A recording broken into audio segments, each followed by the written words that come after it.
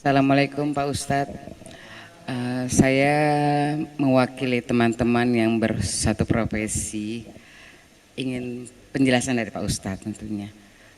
Kita banyak sekali di-share tentang bahwa artis itu gimana nih? Tidak boleh. Kita sebagai artis itu sebenarnya haram. Gimana menurut Pak Ustadz? Al-aslu fil asya al-ibahah. Hukum asal segala sesuatu dalam Islam boleh. Hukum asal sesuatu dalam Islam bukan haram. Al-aslu fil asya al-ibahah. Hukum asal segala sesuatu adalah boleh. Makanya yang mesti ada itu label haram, bukan label halal. Karena hukum asalnya adalah halal. Kalau sudah halal dikasih label halal kan berarti 2 kali lipat. Di mana letaknya haram? Maka kalau ada orang haram ditanya, kenapa Ustadz ada orang mengatakan artis itu haram? Yang pertama, karena membuka aurat. Lalu kalau yang dia perankan itu seorang ibu, pakai jilbab, pakaiannya longgar, 20 episode, ke-20-nya nggak ada dia buka aurat. Di mana letak haramnya? Yang kedua, ada sentuhan kulit dengan tak mahram. Kebetulan dalam perannya itu selama 20 episode memang peran dia tak ada sentuhan. Orang ibu di pantai jompo, tak ada bersentuhan dengan orang.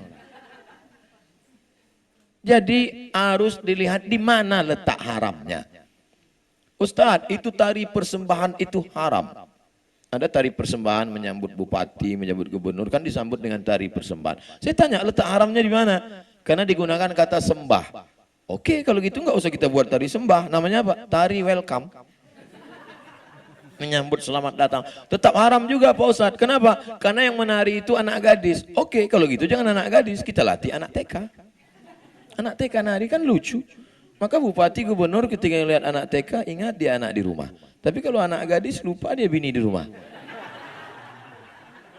Maka kalau melihat sesuatu itu dilihat di mana letak haramnya. Salah satu sampel yang saya beri adalah haram karena membuka aurat, haram karena berapa banyak orang mengirim saya film-film pendek 5 menit yang tidak ada unsur haramnya tapi menyentuh hati.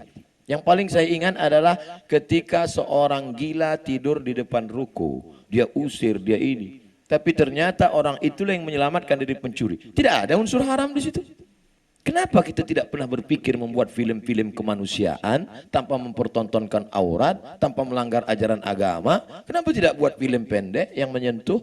Satu lagi film dari Cina, itu Thailand, yang film Cina pernah. Seorang direktur perempuan numpang di mobil karyawannya, mobil biasa. Akhirnya di tengah jalan preman-preman orang kaya ngamuk. Disangka ini perempuan biasa, dia telepon, rupanya dia atasan, datang helikopter, akhirnya ketakutan. Enggak ada tuh buka aurat. Padahal bukan negara Islam. Kenapa kita tidak pernah berkarya dengan karya tanpa merusak ajaran agama kita, tapi yang kita sentuh adalah hati orang. Mudah-mudahan dengan ibu-ibu artis, kawan sahabat artis, berhijrah, tahajud, beribadah, Allah berikan ilham. Kita menyebutnya ilham, tapi kita menyebutnya good idea. Tiba-tiba muncul ide-ide kreatif untuk membuat penulis cerita, untuk membuat, sehingga nanti akan keluarlah film-film pendek, mungkin tidak difilmkan di bioskop, tapi justru viewernya lebih banyak daripada bioskop, berjuta-juta. Film agama Ustadz sekarang paling tinggi ditonton 800.000 orang. Film agama paling tinggi 800, Dilan 6 juta. Tidak ada agama. Tapi film-film pendek coba lihat, ditonton berapa? Sekian juta, sekian juta. Artinya apa? Tidak ditonton di bioskop, no problem. Tapi ditonton orang di YouTube, di FB, di Instagram. Buat video-video pendek yang lebih menyentuh. Insya Allah, saya berharap penulis-penulis, artis-artis tetap berkarya. Hijrah tidak membuat berhenti dari berkarya. Berkaryanya sebelum hijrah filmnya buat na'udzubillah dosa, setelah berhijrah justru filmnya mengingatkan orang pada kebaikan-kebaikan insyaallah. Amin.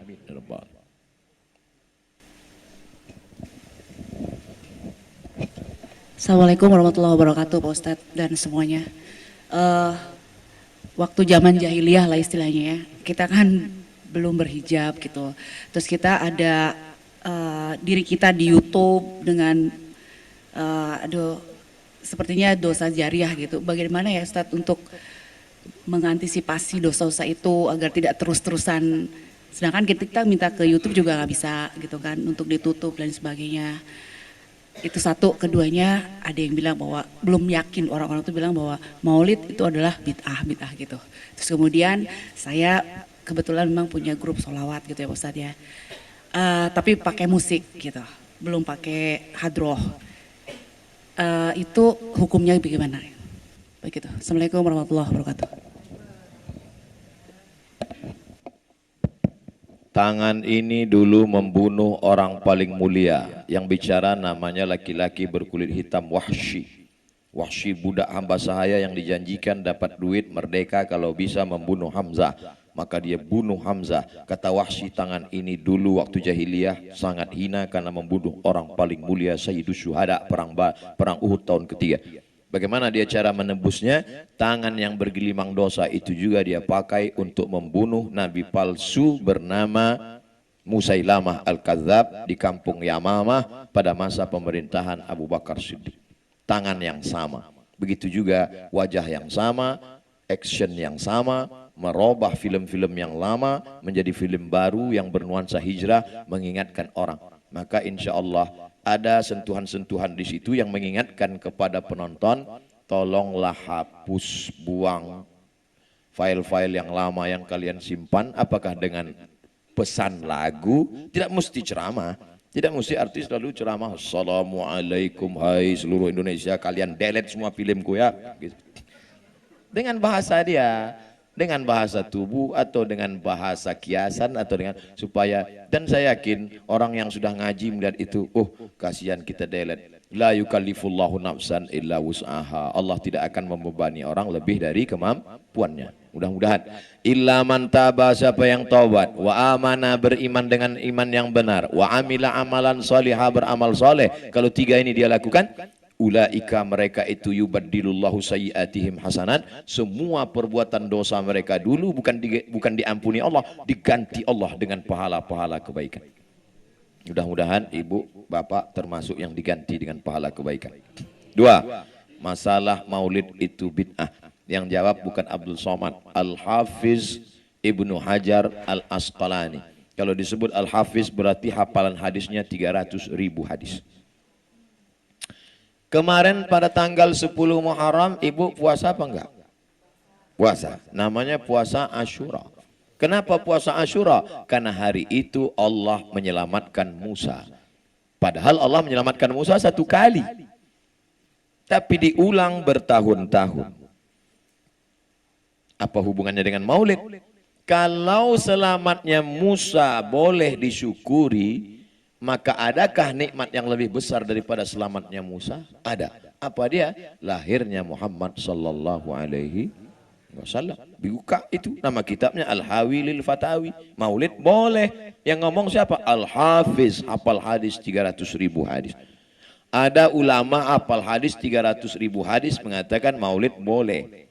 Ada ustadz hafal 3 hadis kalau laptopnya hidup. Al-ilmu fil laptop. Tiba-tiba membid'ahkan maulid. Saya enggak maksa ibu bapak ikut saya, tapi saya cuman mau ngasih tahu saya ikut Al-Hafiz Ibnu Hajar Al-Asqalani. Bapak ibu mau ikut ustadz laptop 3 hadis terserah. Ada lagi enggak Pak Ustaz? Imam Jalaluddin Abdurrahman As-Suyuti, hafalan hadisnya 200.000 hadis, kitabnya 500. Kata dia maulid itu sarana mengingatkan kita pada Nabi, boleh kalau cukup 5 syarat. Pertama, baca maulid sejarah Nabi. Yang kedua, ada tausiah. Yang ketiga, ada baca Quran. Yang keempat, ada tawasobil haq, tawasobil sob silaturahim. Yang kelima, ada makan makanan. Karena dulu mereka buat maulid itu bersedekah memotong kambing 3.000 ekor, memotong sapi 1 ekor, penuh jalanan dan piring manisan-manisan. Maka kalau dianggap hari ini kita buat maulid, cukup sudah syaratnya. Ada mengenang Nabi, ada tausiah, ada silaturahim, dan ada makanan-makanan. Masya Allah. Maka dari tadi saya tidak melihat ke sana, takut hilang bahan konsentrasi. 3. Tentang masalah musik. Buka nama kitabnya Fiqhul Musiqa wal Aghani, fikih musik. Nama penulisnya Syekh Yusuf Al-Qaradawi. Ikatan Ulama Sedunia, dia ketuanya. Tinggalnya sekarang di Qatar, Doha, Qatar. Jabatannya pimpinan Fakultas Syariah di Universitas Qatar. Kata beliau, musik sama seperti omongan. Kalau isinya baik, maka baik. Tapi kalau isinya tidak baik, maka tidak baik. Musik, gitar, biola, saksofon, akordeon, keyboard, isinya baik. Solawat, doa untuk nikah, mengingatkan pada Allah, mengingat mati. Bagus, terus berkarya. Tapi saya dibully terus Pak Ustadz. Bully membuli ini kan cuma dua. Kalau kita capek, dia terus. Kalau dia capek, kita terus. Maka kita terus, jangan berhenti. Gitu aja kok capek. Wallahu a'lam bishawab. Baik. Apa hukum orang baca Yasin tahlil untuk orang mati? Baca Yasin untuk orang meninggal, pahalanya dibacakan untuk almarhum. Sampai apa enggak sampai? Emang pernah ada reportnya? Nabi lewat di makam, Nabi ambil pelepah korma, Nabi tusukkan ke makam.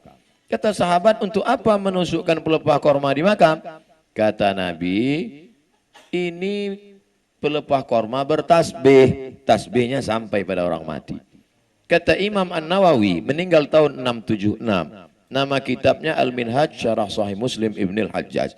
Kalau tasbih pelepah korma saja sampai pada orang mati, apalagi bacaan Quran orang beriman.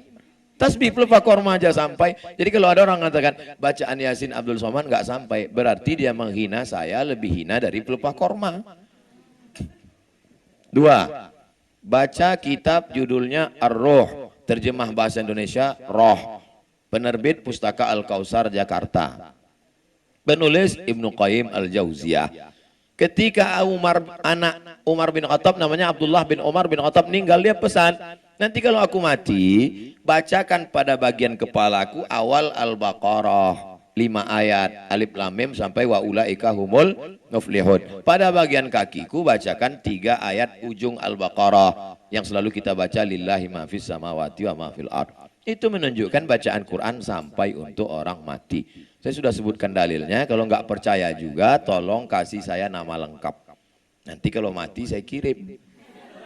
Kalau nggak sampai cepat-cepat kasih kabar. Tahlil, la ilaha illallah, la ilaha illallah, la ilaha illallah. Itu arti tahlil. Habis itu, ya Allah sampaikanlah tahlil kami kepada orang meninggal. Apa kata Imam Ibnu Taimiyah? Namanya Ibnu Taimiyah. Nama kitabnya Majmu' Fatawa. Man halala sab'ina marratan. Siapa yang bertahlil 70 kali. Summa ahda sawabahu lil mayyit. Kemudian dikirimkan hadiah pahalanya ke mayat. Intafa'a bihi. Pahalanya sampai. Kurang apa lagi? Ustaz marah nih? Enggak, memang begitu gayanya.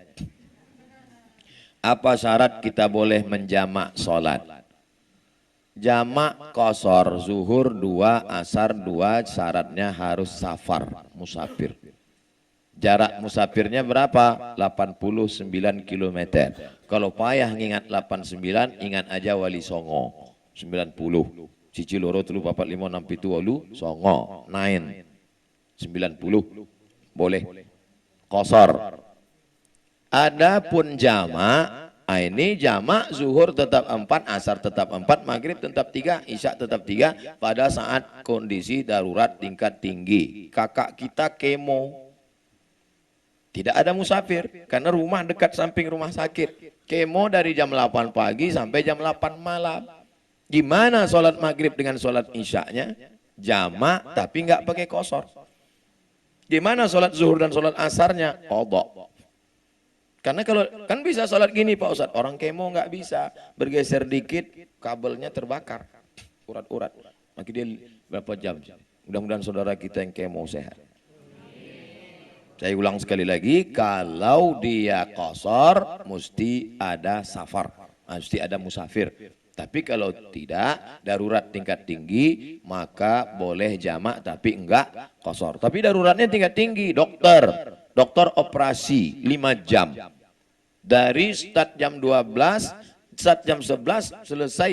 Nah, itu jamak takhir.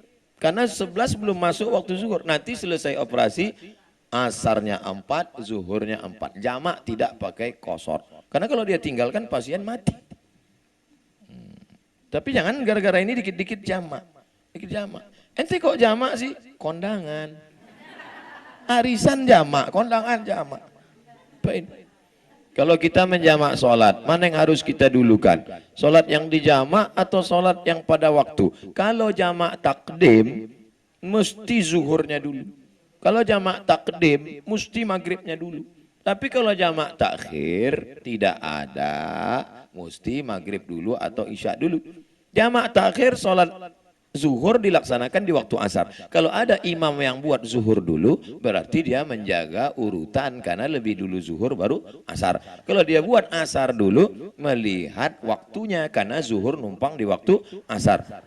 La yustaratu fihil mualat, tidak disyaratkan mesti berurutan. Nama kitabnya Al-Fiqhul Islami wa Adillatuh. Nama penulisnya Syekh Wahbah Zuhaili, Dekan Fakultas Syariah Islamic Law Universitas Damaskus Suriah.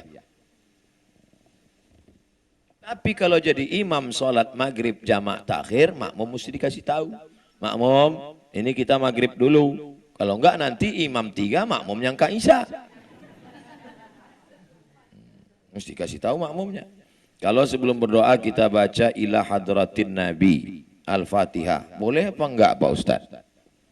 Ila hadratin Nabi artinya saya kirim Fatihah ini untuk Nabi.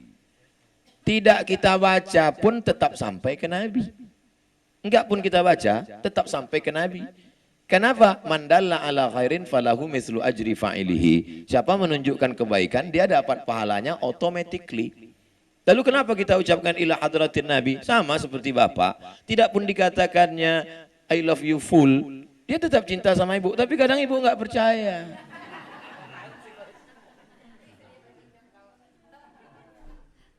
Speak up, kata dia. Pak Ustadz, nanti 5 tahun ke depan Pak Ustadz tidak usah ikut politik lagi ya. Saya tidak pernah ikut politik. Dengarkan ceramah saya dari A sampai Z, saya tidak pernah ikut politik, saya bukan orang partai, saya tidak pernah menyebut calon, saya tidak pernah menyebut partai. Dengar baik-baik. Bahwa saya bertemu orang, tokoh politik, maka semua orang bertemu. Bertemu. Tidak pernah mengajak. Pahami dengan baik. Mendoakan, bertemu. Yang nyuruh Ustadz siapa? Ulama. Bukan saya pandai-pandai sendiri. Saya tidak ada kepentingan. Saya tidak ada ambil uang. Saya tidak ada proyek. Saya bukan minta jabatan. Ulama nyuruh saya temu, doa. Maka bertemu, doa. Gawat. Jadi pesan ini bagus. Memang saya tidak pernah ikut. Jadi nggak usah khawatir. Saya paham. Ini adalah jamaah yang tidak tahan melihat saya kena bully. Kami nggak tahan Ustaz. Kalau kami kena bully nggak apa-apa Ustaz. Tapi ketika Ustaz kena bully kami. Perlu dipahami bahwa saya bukan politisi praktis. Dengar baik-baik. Tidak pernah mengajak, tidak pernah jurkam, tidak pernah jadi apapun. Hanya orang bertemu tokoh dan mendoakan. Makanya kalau dibawa ke pengadilan manapun tidak akan kena. Apalagi pengadilan cinta. Mohon doa Pak Ustadz, almarhum Adrian Reskita bin Ajus Hasni meninggal dunia semalam tanggal 5/11. Dan untuk yang lain, saudara-saudara kita, untuk kebaikan-kebaikan diberikan keberkahan hidup, yang belum bertemu jodoh diberikan jodoh soleh-solehah, yang sudah menikah diberikan anak yang baik-baik. Semoga kita semuanya husnul khatimah. Untuk niat yang baik ini semuanya Al-Fatihah. A'udzubillahi minasyaitonirrajim. Bismillahirrahmanirrahim. Alhamdulillahirabbil alamin arrahmanirrahim maliki yaumiddin. Iyyaka na'budu wa iyyaka nasta'in ihdinas siratal mustaqim. Siratal ladzina an'amta 'alaihim ghairil maghdubi 'alaihim waladdallin. Amin. Allahumma shfi mardana, sembuhkan saudara kami yang sedang sakit ya Allah. Warham mautana, saudara kami yang sudah meninggal, curahkan rahmat-Mu ya Allah. Allahumma ja'al kuburahum rawdatan min riyadil jinan, jadikan kubur mereka salah satu dari taman-taman surga-Mu ya Allah. Allahumma anzilir rahmata wassalamata wal barakata ala hadhil jamaah, turunkan keselamatan, kerahmatan, keberkahan kepada seluruh jamaah ini ya Allah. Wa khususan ala sahibi hadzal bait, bil khusus pada sahibul bait yang menjadi tuan rumah kami sebagai tamunya hari ini ya Allah. Allahumma barik lahum fi amwalihim, berikan berkah pada hartanya. Wa barik lahum fi auladihim, berikan berkah pada anak keturunannya. Wa barik lahum fi kulli ma a'taitahum, berikan berkah pada semua rezeki yang Kau titipkan padanya ya Allah. Allahumma wafiqna lima tuhibbuhu wa tardah, berikan taufikmu pada kami agar kami dapat beramal dengan amal yang Kau cintai dan Kau ridai ya Allah. Allahumma ja'alna minat tawabin, jadikan kami orang-orang yang taubat nasuha. Ja'alna minal mutatahhirin, jadikan kami orang yang mensucikan hati dari angkuh dan sombong. Ja'alna min ibadikas salihin, jadikan kami hamba-hambamu yang saleh. Allahumma ja'al abna'ana wa banatina minas salihin was salihat wal hafizin wal hafizat, jadikan anak-anak keturunan kami menjadi para penghafal Al-Quran. Allahumma arzuqna ziyarata baitikal atiq, berikan kami rezeki yang halal supaya kami bisa berhaji dan berumrah ke Baitullah. Allahumma ja'al akhir kalamina inda intihai ajalina, jadikan akhir kalam kami ketika ajal kami sampai kalimat yang keluar dari mulut kami, la ilaha illallah Muhammadur Rasulullah sallallahu alaihi wasallam. Rabbana atina fid dunya hasanah wa fil akhirati hasanah wa qina adzabannar. Wa sallallahu ala sayyidina wa syafi'ina wa maulana Muhammad wa ala alihi wa sahbihi wasallam walhamdulillahi rabbil alamin. Terima kasih segala perhatian, mohon maaf segala kesilapan dan kekhilafan. Kita berpisah zahirnya tapi tak pernah berpisah karena kita tetap disatukan dalam doa. Doa untuk Ustaz Somad, terus kirimkan satu saja doa supaya mati husnul khatimah. Jangan sekarang, masih banyak jadwal. Ini langsung pulang ke airport, mudah-mudahan perjalanan diberikan Allah keselamatan. Terima kasih. Wassalamualaikum warahmatullahi wabarakatuh.